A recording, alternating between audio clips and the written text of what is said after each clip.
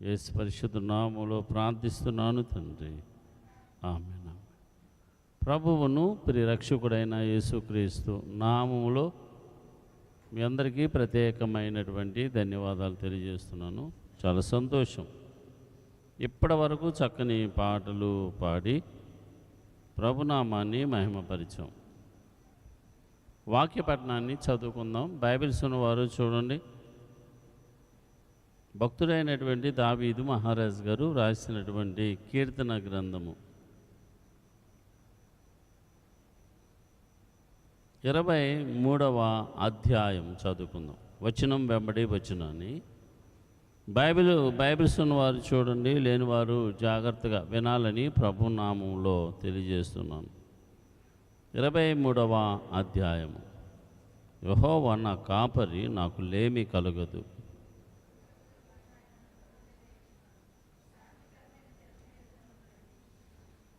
నా ప్రాణమునకు ఆయన సేద తీర్చుచున్నాడు. తన నామమును బట్టి నీతి మార్గములో నన్ను నడిపించుచున్నాడు.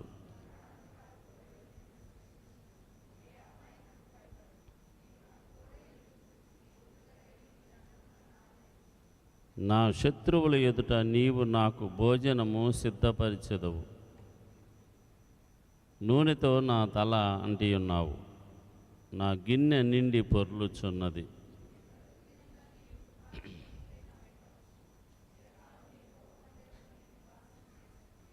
దేవుని మాటలు మన వినికిడిలో ఫలింపచేయునుగాక. ఆమేన్. చాలా సంతోషం. ప్రతి ఆదివారం ఈ రీతిగా ఉదయకాలం, మధ్యాహ్నం, సాయంకాలం దేవుని వాక్యాన్ని ధ్యానించడానికి దేవుడు నాకు ఇచ్చినటువంటి ఈ అవకాశాన్ని బట్టి ప్రభువులో ఆనందిస్తూ ఉన్నాను, స్తుతిస్తూ ఉన్నాను. ఇంతవరకు పాటల ద్వారా ప్రభునామాన్ని మహిమపరిచాం. కొద్ది నిమిషాలు దేవుని మాటలు మన విందాం. కీర్తనల గ్రంథము 20వ అధ్యాయము 4వ వచనాన్ని మనం చదువుకుందాం. బైబిల్స్ ఉన్నవారు చూడండి. నీ కోరికను సిద్ధింపచేసి నీ ఆలోచన యావత్తును సఫలపరుచును గాక. దేవుని మాటలు మన వినికిడిలో ఫలింపచేయును గాక. మన దేవుడైనటువంటి యెహోవా మన ముందు నడుచువాడు. మార్గాన్ని సరళం చేస్తాడు. వంకరి మార్గాన్ని తిన్నని మార్గముగా చేస్తాడు. శాపమును ఆశీర్వాదకరంగా మారుస్తాడు. ఉన్నది లేనట్లుగా, లేనిది ఉన్నట్లుగా చేయగలడు ఆయన. అందుకని ఆయన పేరు ఉన్నవాడు. నిరంతరము జీవించువాడు. మన ఆలోచనలు సఫలపరచువాడు ఆయన. నిర్గమకాండం 15వ అధ్యాయము 11వ వచనాన్ని మనం చదువుకుందాం. నాయకుడైనటువంటి మోషే గారు దేవుని గురించి గొప్ప సాక్ష్యం ఇస్తూ ఉన్నారు.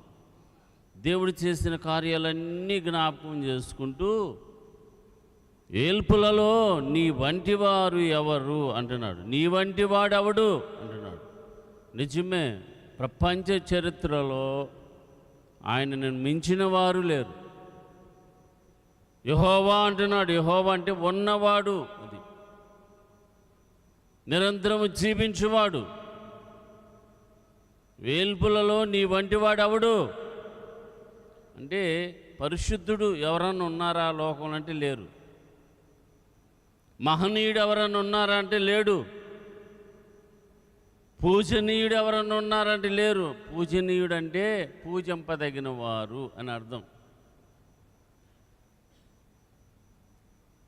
ఎంత పూజించవచ్చు, ఎంత ఆరాధించవచ్చు అంటే ఎంతైనా ఆరాధించవచ్చు. పూజింపదగిన వాడని అర్థం. అద్భుతములు చేయవాడు నీ వంటి వాడెవరు? మోషే కాలంలో జరిగినదంతా మనం జ్ఞాపకం చేసుకుంటే అనేకమైనటువంటి అనుభవాలు ఈ 15 అధ్యాయం మొత్తం మీరు చదువుకుంటే దేవుడు తన పట్ల చేసిన మహాచర్యకరమైన కార్యాలు పొందుపరిచాడు. నీ విశ్వాసాన్ని, నా విశ్వాసాన్ని, మన విశ్వాసాన్ని బలపరుచుకుంటానికి. ఆయన పరిశుద్ధుడు. పరిశుద్ధుడు అంటే పాపము లేనివాడు అని అర్థం. ఈ మధ్యకాలంలో చాలామంది మాట్లాడుతూ ఉంటారు, ఆయనేనా మహనీయుడు, ఇంకెవరు లేరా అంటారు. నిజమే, ఆయనే మహనీయుడు, ఆయనేనా శకపురుషుడు, ఇంకెవ్వరు లేరా శకపురుషుడు అంటే లేరు. క్రీస్తుకు పూర్వం క్రీస్తు శకం అంతే. మనందరికీ తెలిసినటువంటి విషయమే అది. అంటే ఆయన శకపురుషుడిగా సాక్ష్యం ఇస్తున్నాడు. క్రీస్తుకు ముందేం జరిగింది, క్రీస్తు తర్వాత ఏం జరుగుతుంది అదనమాట. ఆయనే మహనీయుడు, ఆయనే పూజింపదగినవాడు, ఆయనే పరిశుద్ధుడు. ఎందుకంటే ఆయన అద్భుతాలు చేయవారు. ఈ లేఖనంలో భక్తుడు అంటాడు, భక్తుని ద్వారా దేవుడు మాట్లాడుతున్నాడు, నీ కోరికను సిద్ధింపజేసి నీ ఆలోచన యావత్తు సఫలపరచును. ఈ లేఖనములో అనేకమైనటువంటి అనుభవాలు. మనకు ఆపద సంభవించిందనుకోండి, ఆపత్కాలమందంట నీకు, నాకు, మనకు అంటే ఎవరు ఆపదలో ఉన్నారో వారికి ఆయన ఉత్తరం ఇస్తాడంట, జవాబాబు. ఎంత టైం పడుతుంది, ఎన్ని గంటలు పడుతుంది, ఎన్ని రోజులు పడుతుంది అంటే రెప్పపాటులో. మనం సమస్యలో ఉన్నప్పుడు, బాధలో ఉన్నప్పుడు, శోధించబడుతున్నప్పుడు ఎక్కడికి రావాలి అంటే దేవుని సన్నిధికి రావాలి. దేవుని సన్నిధానంలో విచారణ చేయాలి. ఎందుకు ఈ రీతిగా జరుగుతుంది, ఎందుకు తారుమారైపోతుంది, దేవుడు ఎందుకు నా ఆలోచనలు సఫలపరచట్లేదు. ఈ రీతిగా దేవుని సన్నిధిలో మనం సమాధాన పెడితే దేవుడు అంట ఉత్తరం ఇస్తాడు, జవాబు ఇస్తాడు. సమాధాన పడటమే ఆలస్యం, అంతే. మార్గం సరళం అయిపోతుంది, శాపము ఆశీర్వాదకరంగా మార్చబడుతుంది. కష్టపడుతున్న కష్టార్జితాన్ని మనం అనుభవిస్తాం. అది దేవుని ద్వారా మాత్రమే సాధ్యం, అంతే. మన జ్ఞానాన్ని, మన బలమును, మన ధనమును, మన తెలివితేటలు ఉపయోగించి ఎంత ప్రయాసపడ్డ ఉపయోగం లేదు. ప్రభు అంటాడు, నాకు వేరుగా ఉండి మీరేమీ చేయలేరు. ప్రభువుని కలిగి, అంతే. మనం దేనిని తలపెట్టినా కూడా ఆశీర్వాదమే. చిన్న వ్యాపారం పెద్ద వ్యాపారంగా చేస్తాడు. మనం కష్టపడుతున్న కష్టార్జితాన్ని అనుభవించడానికి ఆయన సహాయం మనకు అవసరం. ఆపత్కాలం వచ్చినప్పుడు దేవుడు ఆయన మనకి జవాబిచ్చి వెంటనే ధైర్యపరుస్తూ ఉంటాడు. ఈ లేఖనమంతా మనం ధ్యానించుకోవడానికి సమయం చాలదు. యాకోబు దేవుని నామము నిన్ను ఉద్ధరించునుగాక అని రాయబడింది. కీర్తన గ్రంథంలో మరొక చోట రాయబడి ఉంటుంది, ఎవనికి యాకోబు దేవుడు సహాయకుడగును. ఎవడు తన దేవుడైన యెహోవా మీద ఆశ పెట్టుకున్న వాడు ధన్యుడు. అంటే ఏంటి, అదృష్టవంతులు అని అర్థం. ఎందుకు అదృష్టవంతులు మనం, ఎందుకు ధన్యులం, ఎందుకు భాగ్యవంతులం అంటే అబ్రహాము గారు ఏ దేవునిని కలిగి ఉన్నాడో, అది అబ్రహాము గారు కుమారుడైనటువంటి ఇసాకు ఏ దేవునిని కలిగి ఉన్నాడో, ఇసాకు కుమారుడైనటువంటి యాకోబు ఏ దేవునిని కలిగి ఉన్నారో అదే దేవునిని మనమందరం కలిగి ఉన్నాం. దేవుని స్తోత్రం. వారిని ఎంత హెచ్చించాడో అబ్రహాం, ఇసాకు, యాకోబులతో. నేను అందుకే తరచుగా చెప్తా, మన పూర్వీకులు, మన పితరులతో దేవుడు వాగ్దానం చేశాడు. ప్రతి వాగ్దానం, ప్రతి ప్రవచనం నీ పట్ల, నా పట్ల, మన పట్ల దేవుడు స్థిరపరిచాడు, అంటే నెరవేరుస్తూ ఉన్నాడు అని అర్థం. చేసింది వాళ్ళతో, అబ్రహాముతో, ఇస్సాకుతో, యాకోబుతో చేశాడు. కానీ ఎవరి పట్ల స్థిరపరిచాడు అంటే నీ పట్ల స్థిరపరిచాడు. ఎంత అదృష్టం! నా పట్ల ఎందుకు స్థిరపరిచాడు అంటే మనమందరం యేసుక్రీస్తు ప్రభుల వారిని ఆశ్రయించాం. యేసుక్రీస్తు ప్రభుల వారిని రక్షకునిగా అంగీకరించాం. నీ హృదయంలో ప్రథమ స్థానం ఇస్తే చాలు, అంతే. ఆయన తర్వాత ఇంకెవరైనా ఇంకంతే. అలాగున మనమందరము దేవునిని ప్రేమిస్తున్నాం, దేవునిని గౌరవిస్తున్నాం, దేవునిని మర్యాదిస్తున్నాం. దేవునికి ప్రథమ స్థానం ఎక్కడంటే నీ హృదయంలో. అందుకనే మనమందరం అదృష్టవంతులం.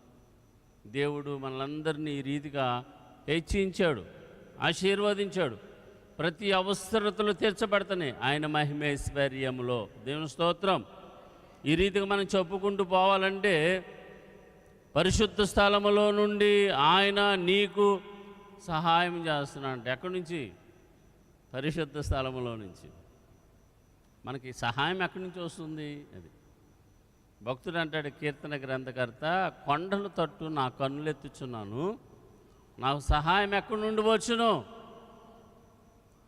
అంటాడు. యెహోవా వలనే నాకు సహాయం. మన పూర్వీకులు అంటే పాత నిబంధన గ్రంథం కానించి న్యూ టెస్టిమెంట్ వరకు మనం గమనించగలిగితే భక్తులందరూ, వాళ్ళు ప్రవక్తలైనా రాజులైనా సరే, కొండల మీదకి వెళ్ళి 1 రోజు 2 రోజులు 3 రోజులు 10 రోజులు 20 రోజులు 40 రోజులు దేవుని సన్నిధానంలో ఏకాంతంగా గడిపారు. ఎందుకంటే దేవుడు వారితో తరచుగా మాట్లాడినట్టుగా లేఖనం మనకు నేర్పిస్తుంది.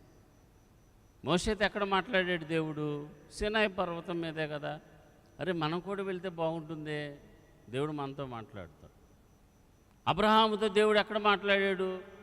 మోరియా పర్వతం మీద కదా. అరే మనం కూడా మోరియా పర్వతం వెళ్తే బాగుంటుంది, దేవుడు మనతో మాట్లాడతారు. ఈ రీతిగా అన్నమాట. అందుకని వారి దృష్టి అంతా ఎక్కడుందంటే కొండల మీదే. ఎక్కడన్నా మేలు జరిగితే చూడండి, అందరూ వెళ్ళిపోతూ ఉంటారు, దేవుడు అక్కడ కార్యం చేస్తున్నారని. అందుకని మన పూర్వీకులతో దేవుడు తరచుగా అక్కడ మాట్లాడారు కాబట్టి ఇప్పటికీ యెరూషలేము వెళ్తున్నారు. ₹1,00,000, ₹1,50,000, ₹2,00,000 ఖర్చు పెట్టి. కానీ ఇప్పుడు అవసరం లేదు. అది ఆ కాలంలో సంగతి. తండ్రి కాలం అయిపోయింది, కుమారుని కాలం అయిపోయింది, పరిశుద్ధాత్ముని కాలంలో ఉన్నాం. పరిశుద్ధాత్ముడు మన మధ్య సంచరిస్తున్నాడు, మనతోనే ఉన్నాడు, మనలోనే ఉన్నాడు, అంటే నీలోనే ఉన్నాడు. అది మోషే కాలంలోనే చెప్పాడు, నేను మీతో ఉంటాను, మోషే మీలో ఉంటాను, మీ మధ్య సంచరిస్తాను చెప్పినట్లుగానే ఉన్నాడు. కానీ ఇప్పుడు ఎవరయ్యా ఉండేదంటే పరిశుద్ధాత్ముడు. అందుకనే మనమందరం ఈ రీతికి ఆకర్షించబడ్డాం. దేవుడే ఆకర్షించాడు. ఏ బోధకుడు మార్చలేడు, దేవుడే ఆకర్షించేది, దేవుడే మార్చేది, దేవుడే కార్యాలు జరిగించేది. ఆయనే మన ముందు నడుచువాడు. కానీ ఇక్కడ రాయబడిన సత్యం ఏంటంటే యెహోవా వలనే ఏంటంట సహాయమని. దావీదు గారు అంటాడు, నిజమైన ఆయన నీ వలనే నాకు సహాయం అంటాడు, నీ వలనే నాకు నెమ్మది అంటాడు, నీ వలనే నాకు సంతోషం అంటాడు, నీ వలనే నాకు సమాధానం అంటాడు. నిజమే, సమస్తం ఆయన ద్వారానే. ఆయన లేకపోతే ఇంకేం లేదు, ఒక పూట కూడా గడవదు. ఇక్కడ పరిశుద్ధ స్థలములో నుంచి ఆయన నీకు నాకు మనకేం చేస్తాడంటే సహాయం. అప్పుడప్పుడు ఏదైనా కొంచెం అవసరం వచ్చింది అనుకోండి, ఏ దిక్కు నుంచి మనకు సహాయం అందిద్ది అన్నట్టు చూస్తాం. 4 దిక్కులు 4 ద్వారాలు మూసేసిన చెప్పండి, దేవుడు ఏదో దిక్కు నుంచి అవసరమైతే మన్నాను కురిపిస్తాడు కదా. మనం పరసముద్రం పైనున్న వాటిని మనం వెతకాలంటే, క్రిందున్న వాటిని కాదు. దేవుని వైపు చూస్తూ ఉండాలి. దేవుడే మనకి సహాయకుడు, దేవుడే మనకి సహాయం చేస్తాడు. ఏదో ఒక దిక్కు నుంచి వచ్చింది, 4 దిక్కుల్లో ఏదో ఒక దిక్కు నుంచి దేవుడు నాకు సహాయం, నీకు సహాయం, మనకు సహాయం అని సహాయకుడు ఎలా చేస్తాడో తెలియదు. మనకు సహాయం ఆయన ద్వారానే. పరిశుద్ధ స్థలం అని రాశాడు. పరిశుద్ధ స్థలంలో నుంచి నేను నీకు సహాయం చేసేదనని రాశాడు. సహాయము చేయును గాక అని రాయబడింది. తర్వాత ఆయన నీ నైవేద్యములన్నిటినీ జ్ఞాపకము చేసుకొనును గాక. మన పూర్వీకులు అంటే అబ్రహాము గారి టైంలో బలిపీఠము కట్టి బలులు అర్పిస్తూ వచ్చారు. అబ్రహాం గారి టైంలో బలిపీఠం పెట్టి కట్టి బలి అర్పించాడు, అర్పణ పెట్టాడు. దేవుడు అంగీకరించక ముందే అంతే. అప్పుడంటే నిద్ర వచ్చిందంట, గాఢ నిద్ర, నిద్రపోయాడు. దేవుడు అంగీకరించక ముందు జరిగిన సంగతి. గ్రద్దలు వచ్చి అలాగున కళేబరముల మీద వాలినట్లుగా ఉంది లేఖనం ఆదికాండ గ్రంథంలో. అబ్రహాము వాటిని తోలివేసెను అన్నట్లు ఉండదు. కానీ కొంచెం అలా కునికినందుకు, నిద్రపోయినందుకు 430 సంవత్సరాలు దాదాపు ఆ చిన్న పొరపాటును బట్టి ఇశ్రాయేలీలందరూ ఐగుప్తులో బానిసలుగా ఉన్నారు. చిన్న పొరపాటు ఏమిటంటే దేవునికి నైవేద్యం ఇచ్చేటప్పుడు, లేకపోతే బలి అర్పించేటప్పుడు, అర్పణ ఇచ్చేటప్పుడు చాలా జాగ్రత్తగా అంగీకరించేంతవరకు. మీకు సమస్య వచ్చింది, మీరు బాధల్లో ఉన్నారు, ఏదో వ్యాధి ఉంది, కుదరని రోగం వచ్చింది, దేవుని సన్నిధికి వచ్చిన తర్వాత దేవుడు చేస్తే చేసాడు లేకపోతే లేదు అన్నట్టుంటాం మనం. అలా ఉండరు. చాలా జాగ్రత్తగా ఉంటాం. ప్రభువా ఈ ఒక్కసారి క్షమించు, నీ మాట వింటా, నీకు లోపడతా, నీ సన్నిధి విడిచిపెట్టను, నీ పాదాలు విడిచిపెట్టమని చేస్తూ ఉంటాం. 1 రోజు, 2 రోజులు, 3 రోజులు, 4 రోజులు, 10 రోజులైనా సరే మన అనుభవం ఇది. దేవుడు ఏదో ఒక దినం కనికరించి మనకు విడుదల కలుగు చేస్తాడు. అంటే సహాయం దొరికేంత వరకు, మేలు జరిగేంత వరకు, మనకున్న వ్యాధి పోయేంత వరకు మనం ఏం చేస్తున్నాం? దేవుని సన్నిధిలో కనిపెట్టుకుంటూనే ఉంటాం. అలా అన్నమాట. లేదు నిర్లక్ష్యంగా ఉండి ఏదో వచ్చాం, జరిగితే జరిగింది లేకపోతే లేదు అన్నట్లుగా ఉంటే దేవుని కార్యాన్ని చూడలేం. అబ్రహాం గారు కొంచెం అలా నిర్లక్ష్యంగా ఉన్నాడు కాబట్టి, నిద్రావస్థలో ఉన్నాడు కాబట్టి, ఆ చిన్న పొరపాటును బట్టి యాకోబు సంతతి వారందరూ ఎక్కడున్నారు తెలుసా? ఐగుప్తులో. ఎంతమంది వెళ్ళారు? 70 మందితో వెళ్ళారు. ఎంతమంది అయ్యారు? 6 లక్షల జనాభా అయ్యారు. ఐగుప్తి ధనాన్ని ఆశించినట్లుగా, ధాన్యం ఆశించినట్లుగా వెళ్ళారు. పాపం ఏదో దొరికిద్దని చక్కగా బ్రతుకుతామని 430 సంవత్సరాలు బానిసలుగా ఉన్నారు. చిన్న పొరపాటు. అందుకని దేవుని సన్నిధిలో నిర్లక్ష్యంగా ఉండకూడదు. దేవుడు సహాయం చేసేంత వరకు దేవుని సన్నిధిలో మనం కనిపెట్టు వారిగా ఉండాలి. ఇప్పుడు అవసరం లేదు. బలిపీఠం కడతాం, కట్టెలు క్రమంగా పేర్చడం, బలులు అర్పించటం కదా, ఇవన్నీ అవసరంలా. నీ హృదయంలో ప్రథమ స్థానం. నీ హృదయం అనే బలిపీఠాన్ని సరి చేసుకోవాలి. పునాదులు పాడైపోక నీతిమంతులు ఏమి చేయగలరు అని ఉంటుంది. దేవుని సన్నిధానంలో నా హృదయాన్ని, మీ హృదయాన్ని, మీ హృదయాలను ఏం చేయాలంటే సరి చేసుకోవాలి. హృదయం అనే బలిపీఠం ఎప్పుడైతే సరిచేయబడతామో, సమాధాన పడతామో అంతే నీ ఆలోచన సఫలపరచబడుతుంది. దేవుని స్తోత్రం. నీ కోరికను సిద్ధింపచేసి నీ ఆలోచన యావత్తును సఫలపరుస్తాడు. ఎప్పుడంటే మనం దేవుని సన్నిధానంలో చెప్పండి సమాధాన పడినప్పుడు. తర్వాత దావీదు గారి ద్వారా మనం ఏమి నేర్చుకుంటూ ఉంటామంటే 141వ అధ్యాయం 2వ వచనంలో, కీర్తనల గ్రంథం 141:2లో ఆయన చెప్తున్నాడు, మనం ప్రార్థన చేసినప్పుడు దేవుని సన్నిధిలో మనం ప్రార్థించినప్పుడు ఎలా ఉండాలంటే ఏక మనసు ఏకాగ్రత గలవారై ఉండాలి. ఏక మనసు ఏకాగ్రత. చంచల మనసు, చంచల స్వభావంతో చేయకూడదు ప్రార్థన. కొంతమందికి స్థిరం ఉండదు, స్థిరత్వం ఉండదు. కానీ ఇక్కడ దావీదు గారు అంటున్నాడు, అనంట మోకరించి చేతులెత్తి దేవుని సన్నిధిలో ప్రార్థించాడంట. ఆయన ప్రార్థించినప్పుడు ఆ ప్రార్థన ధూపము వలె అలాగున దేవుని సముఖానికి వెళ్ళిందంట. అని అంటాడు. నా ప్రార్థన ధూపము వలెను, నేను చేతులెత్తుట సాయంకాల నైవేద్యము వలెను నీ దృష్టికి అంగీకారమగునుగాక. ఏమంటున్నాడు? నేను చేతులెత్తుట సాయంకాల నైవేద్యముగా ఉండునుగాక అంటున్నాడు. అంటే సాయంకాలం నైవేద్యం ఇచ్చినట్లుగా అంట దేవునికి. ఎలా ఉంటే చక్కగా మోకరించి దేవుని సన్నిధిలో చేతులెత్తి ఏకమనసి ఏకాగ్రత కలిగి మనం ప్రార్థన చేసినప్పుడు ఆ ప్రార్థన ధూపము వల్లే అలా వెళ్తూ ఉంటుందండి దేవుని సన్నిధికి. బైబిల్ మనకు నేర్పిస్తున్న పాఠం ఇంపైన సువాసన అని రాయబడి ఉంది. మన ప్రార్థన ఎలా ఉంటుంది? దేవునికి ఎలా ఉంటుంది? ఇంపైన సువాసన. అది దేవునికి ధూపంలాగా వెళ్తూ ఉంటుంది. అవసరాలు వెంటనే తీర్చబడతాయి.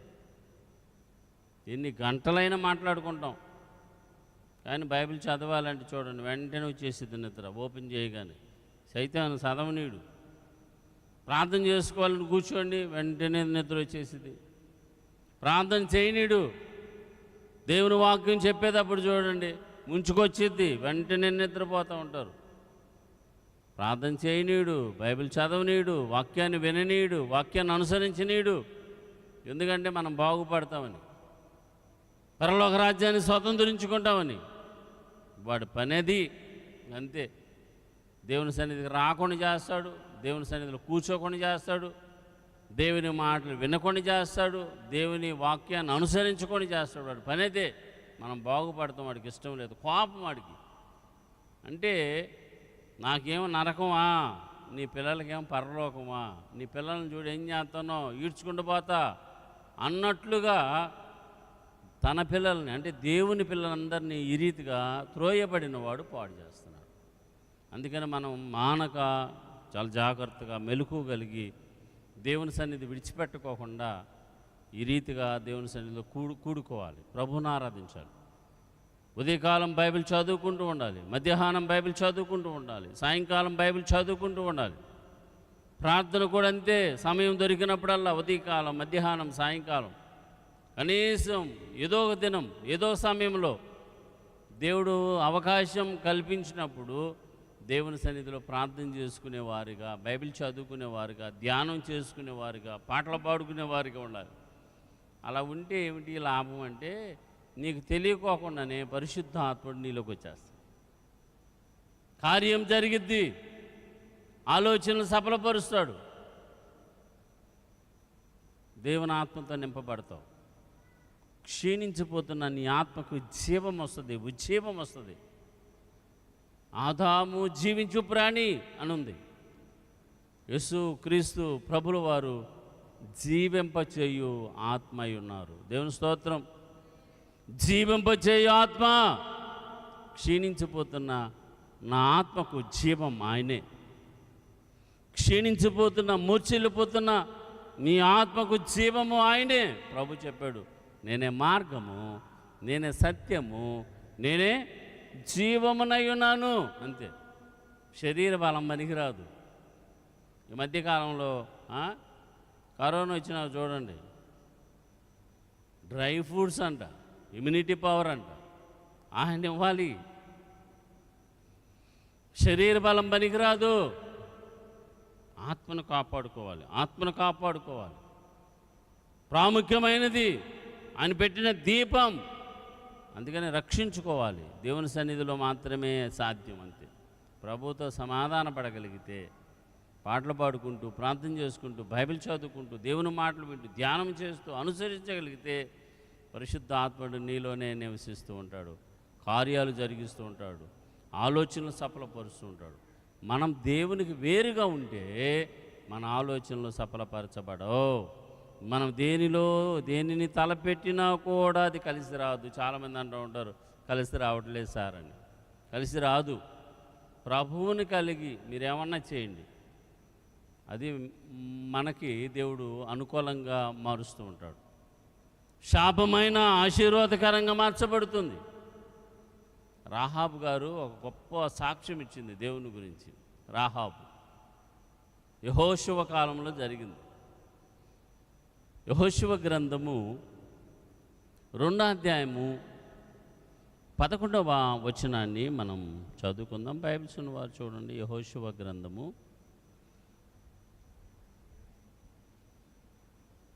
మేము వినినప్పుడు మా గుండెలు కరిగిపోయేను అంటుంది. మీ దేవుడైనటువంటి యెహోవా పైన ఆకాశమందును క్రింద భూమి అందును దేవుడే అంటుంది. చూడండి, రాహాబు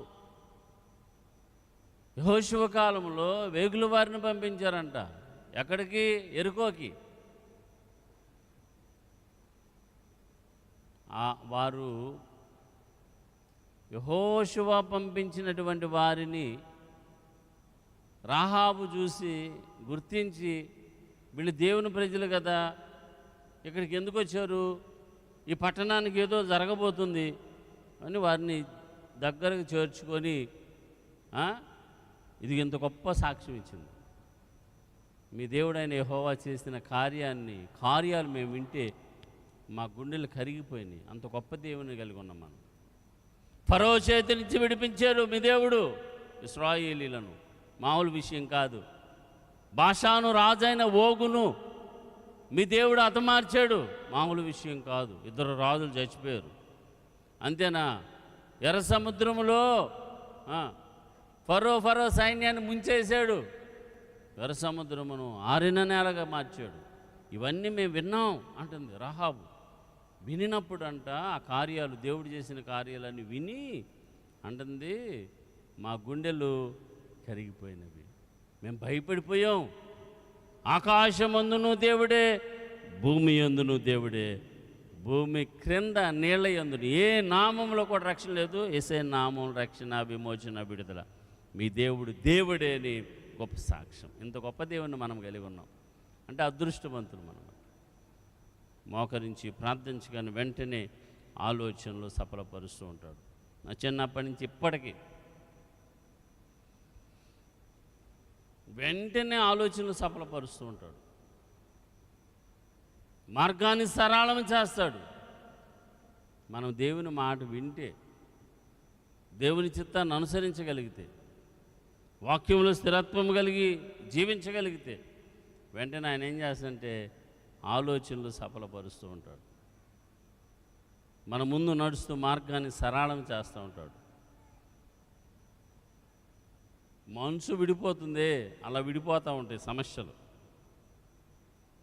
కీర్తన గ్రంథకర్త తన ప్రాణంతో చెప్పుకున్నాడు, నా ప్రాణమ యెహోవాను సన్నుతించు, నా అంతరంగంలో ఉన్న సమస్తమా ఆయన పరిశుద్ధ నామాన్ని సన్నుతించు అని చెప్పుకుంటూ వస్తూ ఆ 103లో నీ దోషములు క్షమించాడు, నీ సంకటములను రాశాడు. అంటే ఆటంకములు ఆయనంట తొలగించను అని రాయబడి ఉంది.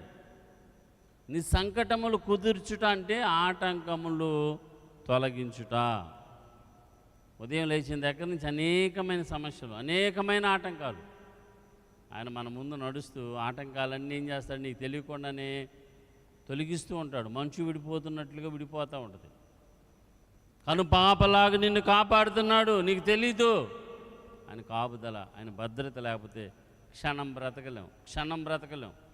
ఈ రోజున మనము మన పిల్లలు చక్కగా ఈ రీతిగా ఫలిస్తూ ఉన్నారంటే, ఆశీర్వదించబడుతున్నారంటే, కష్టార్జితాన్ని అనుభవిస్తున్నారు అంటే కేవలం ఆయన కృప మాత్రమే. దేవుని స్తోత్రం చెప్తాం. హల్లెలూయా. రోమీలకు రాసిన పత్రిక 10వ అధ్యాయం 12వ వచనాన్ని మనం చదువుకుందాం. రోమా పత్రిక, రోమ సంఘానికి రాస్తున్నాడు. తనకు ప్రార్థన చేయువారందరి ఎడల చూడండి కృపచూపుటకు ఐశ్వర్యవంతుడై ఉన్నాడంట మన దేవుడు. దేవుని స్తోత్రం. ఎవరైతే ప్రార్థన చేస్తూ ఉంటారో, అది దేవునికి ప్రార్థన చేసేవారి అందరి ఎడల అంట ఆయన కృపను చూపిస్తూ ఉంటాడంట. కృప అంటే దైవశక్తిని మనం పొందుకుంటాం. కృప అంటే నేను చాలాసార్లు చెప్పా,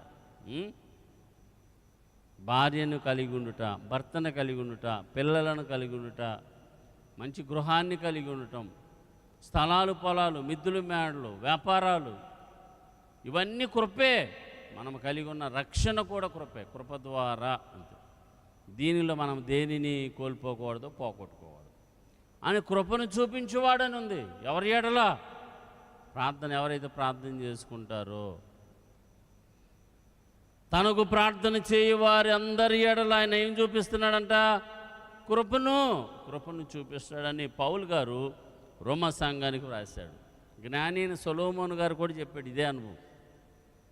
సామెతల గ్రంథంలో ఉంటుంది. సామెతల గ్రంథము 8వ అధ్యాయం 18వ వచనములో ఐశ్వర్యమును, ఘనతను, స్థిరమైన కలిమియు, నీతియు నా యొద్దనున్నదంటాడు. ఎవరి దగ్గర ఉందంట? దేవుని దగ్గర. నేను ఆశీర్వదించేది దేవుడే అని అర్థం. ఐశ్వర్యము ఎవరి దగ్గర ఉంది?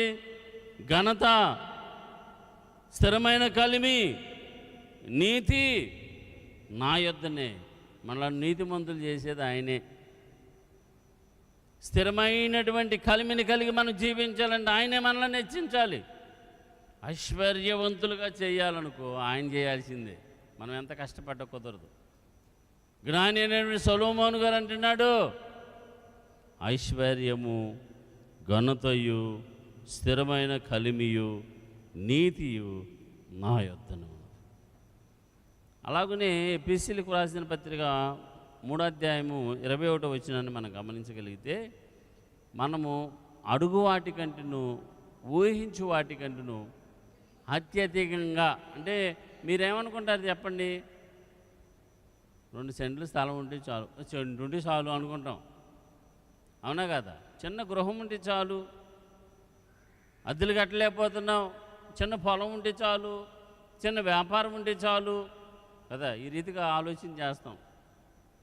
తర్వాత మనం గమనించగలిగితే ఇంత గృహాన్ని మనం ఎలా కట్టాం, ఇంత చర్చిని ఎలా కట్టాం, అసలు ఈ పొలం ఎలా కొన్నాం, ఈ స్థలం ఎలా కొన్నాం అని చేసిన కార్యాలన్నీ అలా ఆలోచన చేస్తే అనిపిస్తూ ఉంటుంది. అప్పుడు ఇక్కడ రాయబడిన సత్యం ఏంటంటే, మనం ఏమడుగుతున్నామో అడిగింది కొంచెమే, చిన్నది.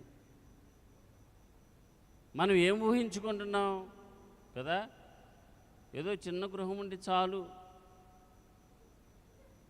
కొంచెం ఏదన్నా కొంచెం ఆధారం దొరికితే చాలు బ్రతకటానికి అన్నట్లుగా.